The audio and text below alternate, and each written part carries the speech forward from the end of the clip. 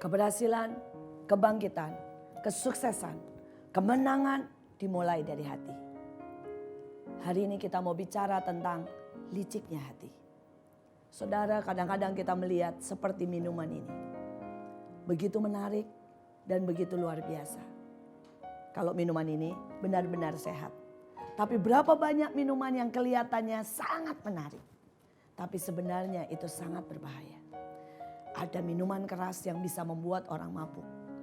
Ada minuman-minuman yang terlalu banyak mengandung gula dan menyebabkan orang diabetes. Ada beberapa minuman bahkan mengandung narkoba dan itu sangat berbahaya. Itulah yang disebut liciknya hati. Kadang-kadang hati kita bisa kelihatan begitu manis, begitu indah. Tetapi di dalamnya ada penyimpangan-penyimpangan. Mari kita baca firman Tuhan yang bicara tentang liciknya hati. Di dalam Yeremia 17 ayat 7 sampai 10. Diberkatilah orang yang mengandalkan Tuhan, yang menaruh harapannya pada Tuhan. Ia akan seperti pohon yang ditanam di tepi air, yang merambatkan akar-akarnya di tepi batang air, dan yang tidak mengalami datangnya panas terik, yang daunnya tetap hijau, yang tidak khawatir dalam tahun kering, dan tidak berhenti menghasilkan buah. Betapa liciknya hati, lebih licik daripada segala sesuatu. Hatinya sudah membatu, siapa yang dapat mengetahuinya? Aku Tuhan yang menyelidiki hati, yang menguji batin, untuk memberi balasan kepada setiap orang, setimpal dengan tingkah langkahnya, setimpal dengan hasil perbuatannya. Ada begitu banyak orang yang bahkan tidak mengenali hatinya. Karena Alkitab berkata hati ini seringkali sangat licik. Dan seringkali hati ini berlapis-lapis. Kita tidak pernah tahu lapisan yang terdalam yang seringkali ada di hati kita. Kita harus membongkar lapis demi lapis, lapis demi lapis. Seringkali hati kita, saudara, bisa memberikan sesuatu yang di luar. Betapa munafik. Dan kita sendiri tidak pernah mengenalinya. Tapi tadi firman berkata, ada dua hal. Yang pertama, andalkan Tuhan. Dan itulah awal keberhasilan. Itulah awal sebuah keajaiban. Yang kedua, biarkan Tuhan terus menyelidiki hati kita. Membongkarnya.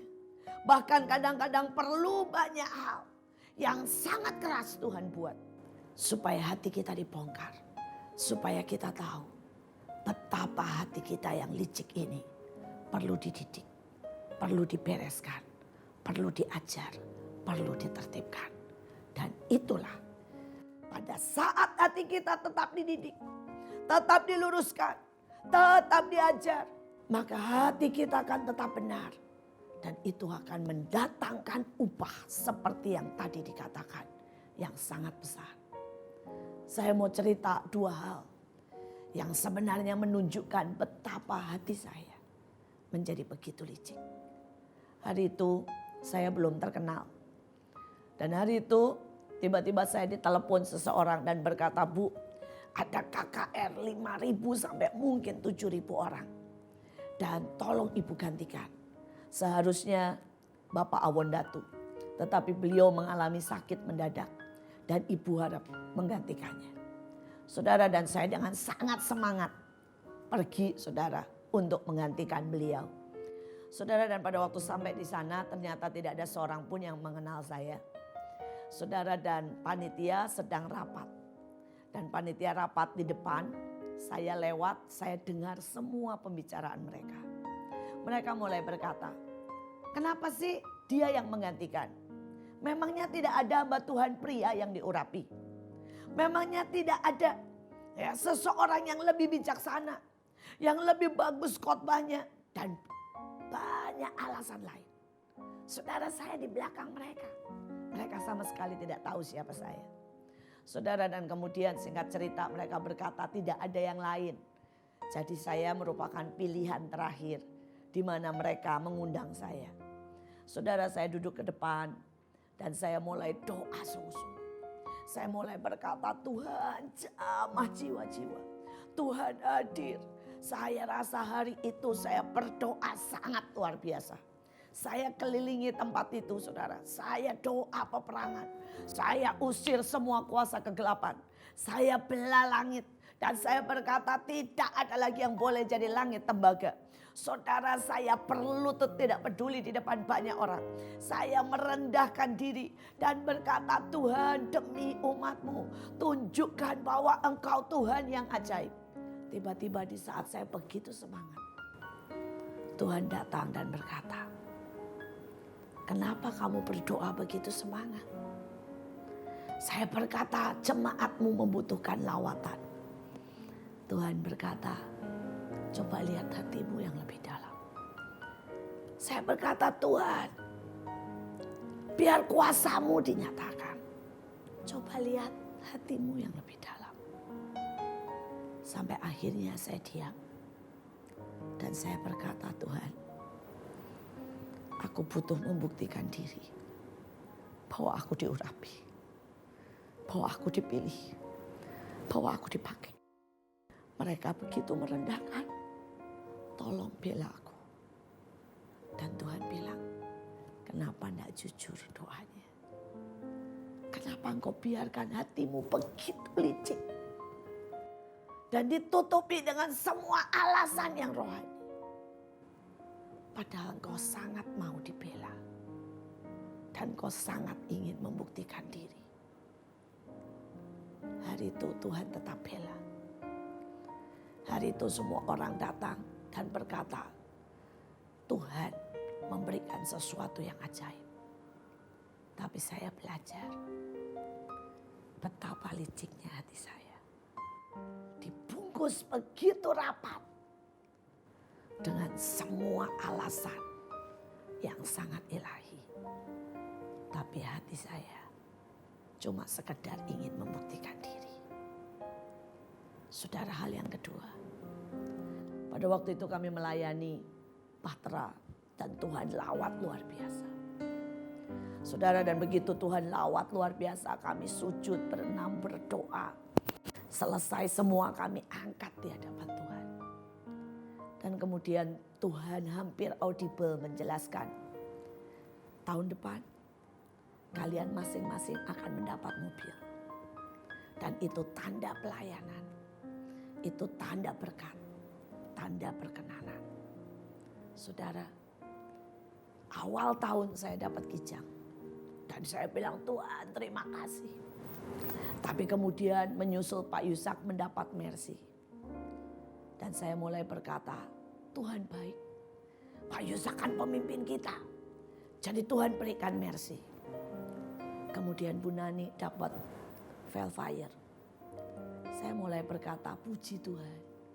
Tapi dengan hati yang beku. Kemudian Pak Daniel dapat Alphard. Dan saya mulai berkata, Tuhan, dia imam kali ya. Jadi dia pantas dapat Alphard putih. Dan kemudian Pak Hadi dapat Velfire. Dan saya bilang, wah asik kok, bagus. Tapi di dalam mulai keluar begitu banyak hal. Mulai keluar siapa yang kerja? Bukankah saya kerja lebih keras? Kenapa saya cuma dapat kijang? Keluarlah iri, marah dan sebagainya. Sampai hari itu Tuhan berkata, nak kalau engkau tidak bereskan hatimu. Kenapa aku biarkan ini terjadi? Supaya engkau tahu betapa hatimu penuh dengan iri. Hari itu saya bahkan tidak mengenali hati saya. Saya berlagak mencari apa alasannya. Persoalannya cuma simpel. Hati saya iri. Saudara, hati sangat licik. Mari jujur. Biarkan Tuhan membongkar hidupmu. Membereskannya. Menjadikan baru. Menjadikan seperti yang Tuhan mau. Mari kita berdoa. Tuhan, Kau boleh lakukan apa saja untuk mendidik hati. Kau boleh lakukan apa saja untuk membongkar hati. Engkau boleh korek hati kami. Daripada sampai garis akhir kami dapati hati kami sangat menipu kami. Jangan bosan mempelajari, membentuk, mendidik, bahkan Tuhan memotong semua yang tidak baik. Terus kerjakan hati kami. Karena semua dimulai dari hati. Jangan lepaskan kami. Biar kami selalu sedetak, seirama. Dan selalu ada di pusat hatimu. Itu yang terpenting dalam hidup kami. Dalam nama Yesus. Mari Bapa, mari Yesus, mari Roh Kudus. Kami serahkan hati kami. Kerjakan seperti mau-Mu. Dalam nama Yesus. Amin.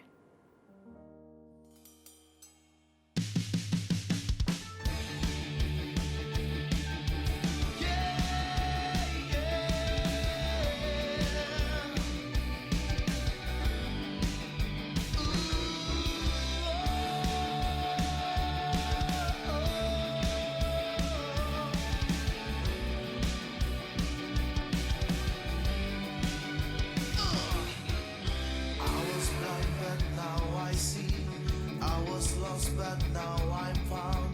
My sin has been taken at the cross. All the veil has been